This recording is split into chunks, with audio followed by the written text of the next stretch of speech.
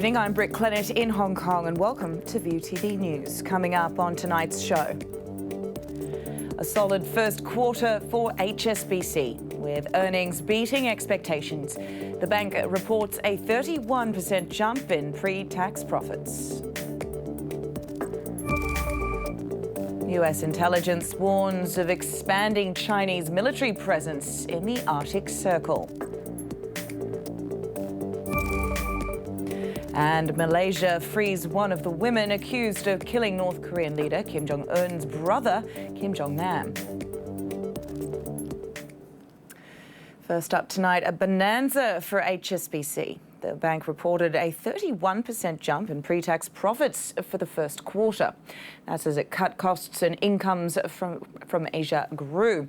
Hong Kong and Europe's largest bank made $48.6 billion in the first 3 months of the year, beating the market forecast. The latest quarter's profit was above the $43.8 billion average of analysts' estimates compiled by the bank. Chief Executive John Flint said the results were encouraging against a backdrop of global economic uncertainty. Shares climbed around 2% in Hong Kong trading after the earnings release. In other news, the SAR government has reached out to Taiwanese authorities about potentially extraditing a Hong Kong man who confessed to killing his girlfriend on the island. In a letter, the Hong Kong government said there are grounds now to negotiate the transfer of Chan Tung Kai, who is currently behind bars for money laundering. But Taiwan said it's rather concerned if the negotiations are based on the currently proposed extradition law amendments. Taiwanese authorities said they are willing to cooperate with Hong Kong on a case-by-case basis, saying the amendments threaten the human rights of both Hong Kongers and Taiwanese people. Well, lawmakers Fernando Cheung and Dennis Kwok tabled a private members' bill pushing to pass laws that better address education rights for children with disabilities. They joined a group of parents outside the government offices to criticise current inclusive education policies, which they say haven't fully focused on the needs of disabled children. The group also wanted better complaints mechanisms to handle grievances. Another item in the bill would obligate the Education Bureau to prepare personal funding budgets for children. But Education Chief Kevin Yeung says the government has other plans. We give subsidies to schools for them to support the students. It's a holistic approach, and we don't look at how much money each student should get. The funding they receive depends on their actual learning needs, and this requires professional judgment. A women's rights group has voiced support for the Law Reform Committee's plan to criminalise unwanted voyeurism. But the group wants more protections for women, saying the proposed legislation should cover more kinds of indecent acts. The proposal that came out earlier this week only criminalises non-consensual observation, visual recording and upskirt photo taking. Rain Lily, which supports victims of sexual abuse, said over the past 10 months its help centre saw 23 cases involving women being filmed without consent and blackmailed using pictures or videos.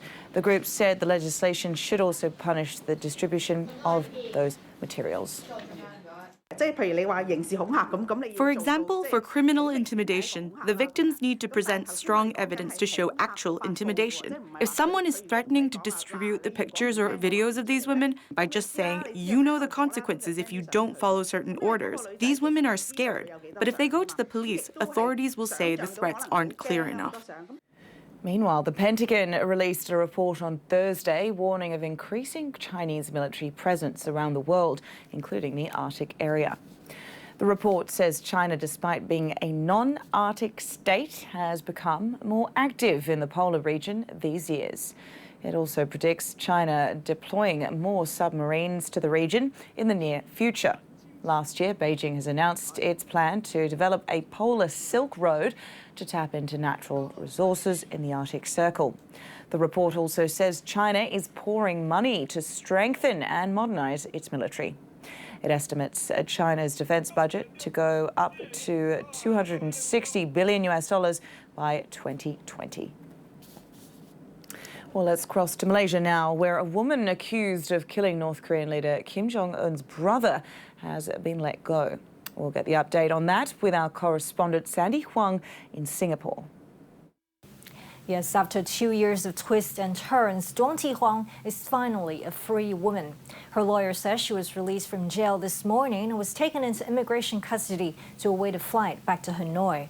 Huang was charged along with an Indonesian woman for allegedly poisoning Kim Jong-nam by smearing his face with a banned chemical nerve agent at Kuala Lumpur Airport in February 2017. Malaysian prosecutors dropped a murder charge against Huang last month after she pleaded guilty to a lesser charge of causing harm by a dangerous weapon. She would face the death penalty if found guilty of the murder. Huang was sentenced to three years and 4 months in prison, but was given credit for time served, plus customary sentence reductions. Huang's co-accused, Siti Aisyah, was freed in March after prosecutors also dropped a murder charge against her. Defense lawyers have maintained that the women were pawns in an assassination orchestrated by North Korean agents. The women said they were duped into taking part. They were told they'd be part of a reality prank show and did not know they were poisoning Kim. 4 North Korean men were also charged, but they left Malaysia hours after the murder and remain at large. With Huang heading home, analysts say it's likely no one will be held accountable for Kim's murder. Meanwhile, South Korea has doubled down on its position over the denuclearization of the Korean peninsula. The country's foreign ministry today said it's hoping to push Pyongyang to adopt a more comprehensive attitude toward talks with the US. Our correspondent in Seoul, Joseph Kim, sent us this update. South Korea's Foreign Minister Kang Kyung-hwa held a press conference with international media outlets emphasizing Seoul's position on the current impasse with Pyongyang. Repeating several times that complete denuclearization is South Korea's goal, Kang reaffirmed that this is in alignment with the United States rather than Pyongyang, suggesting that North Korea too should seek a comprehensive plan instead of a stepwise action-for-action deal.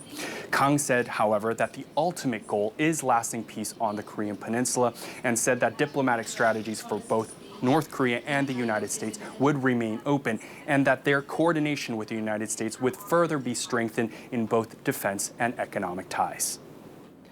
Coming up next, the latest from the world of business.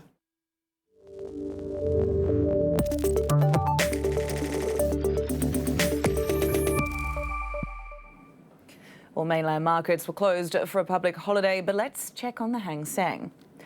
The trading week here ended on a reasonably positive note. Weakness in tech and energy shares were broadly offset by gains for healthcare and industrial stocks. The benchmark rose 0.46% to close at 30,081.55 points. Well, Huawei has said it will vigorously oppose an attempt to disqualify its lead defense lawyer from a case over bank fraud and sanctions violations. According to a filing in a district court of New York, the US government is trying to remove James Cole from the case. Cole was the number 2 official at the Justice Department between 2011 and 2015. That was when the US was obtaining information on how Huawei might have been doing business in Iran in violation of sanctions. The reason prosecutors are trying to remove Cole hasn't been made public. The case has ratcheted up tensions between Beijing and Washington at the same time as they're trying to close a trade deal. Hong Kong might not have its plate full of IPOs at the moment, but there's one in New York that everyone wants a bite out of. Meatless burger company Beyond Meat soared on its debut on the Nasdaq yesterday, jumping 163%. The business boasts Bill Gates and Leonardo DiCaprio as investors. But it's not the only player out there. Fast food giant Burger King added meat substitutes made by Beyond Meat's rival Impossible Foods. Demand could grow for Tesla too. The company has announced it's selling around $2.3 billion in stocks and bonds to fund production of its Model 3 sedan and other key projects. CEO Elon Musk is even hoping to jumpstart the process by injecting his own money. That's $10 million to buy shares in the new offering. Musk has been struggling with the electric sedan, but has plans in motion to put an SUV on the road and is even building a factory in Shanghai. While some shareholders might see his latest bid as a threat to their original investment, analysts say there could be more than one way to look at it. Don't forget, the stock has fallen 30%, give or take, depending on where you look at it, beginning of last year. And a lot of that is on concern that Musk is running out of cash. Now, they've got about $2 billion in cash, but they need at least $1 to $1.5 billion just to keep the lights on and the doors open, as people say. So now that he will have more cash, regardless of whether you think it's enough or not, it's a better sign than it was yesterday. Well, if Musk is hoping to keep the lights on in both his cars and his factories, he's going to need more batteries moving forward. So will other automakers looking to develop electric models? That's where France and Germany are hoping to come in. They have agreed to invest and work together on the development and production of European batteries to compete with the US and China. The collaboration could reportedly pave the way for 1.2 billion euros of public financing. The hope is to protect jobs at risk in the shift away from combustion engines. Time for a break now, but do stay with us. Up next, sacked UK Defence Minister Gavin Williamson denies being involved in leaking information about a UK plan to allow Huawei access to help build the country's new 5G network. More details in just a moment.